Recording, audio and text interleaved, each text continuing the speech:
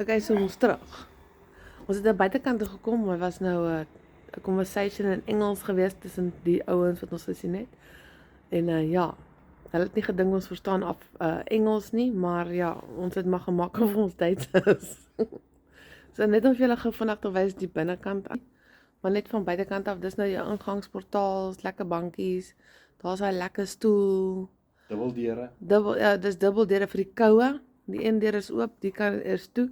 Maar ek sê vir julle in die oggende as jy so sit, dis ysig. Ek love hierdie blombakke, dis lewendige. Dit is nie riete nie, wat noem jy dit? Dis riete. Agter jou. Wat is dit? Plastiek. Sê plastiek nie. Hou vir my so kyk, wat is dit? Vleiriete. Of is rotriete.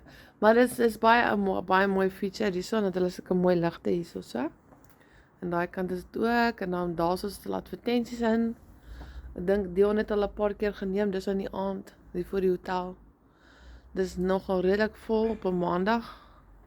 Die naweek was 'n chock-en-blok, daar was nie eers parkering nie. So daaronder is 'n algemene parkeerarea, dis bo en onder. Ons het gister was die kinders wat sokker gespeel het, wat bo op die parkeerarea gespeel het, wat nogal nice was. En aan die kant is die exhibition area wat ons by was die een aand. Dit was nogal oulik geweest, van nuwe tegnologie en Ja, so students night. ja, soos 'n students night, want hulle het 'n universiteit hierso. So hulle hou meeste van die goeders daarbo. En dan om die hoek is daar soos 'n teater. En dan daai kant loop ons as ons na die dorp se kant toe wil gaan. En dan so 'n ou kerkie en alles daai kant. So ja, ons het redelik vanaand lekker geniet.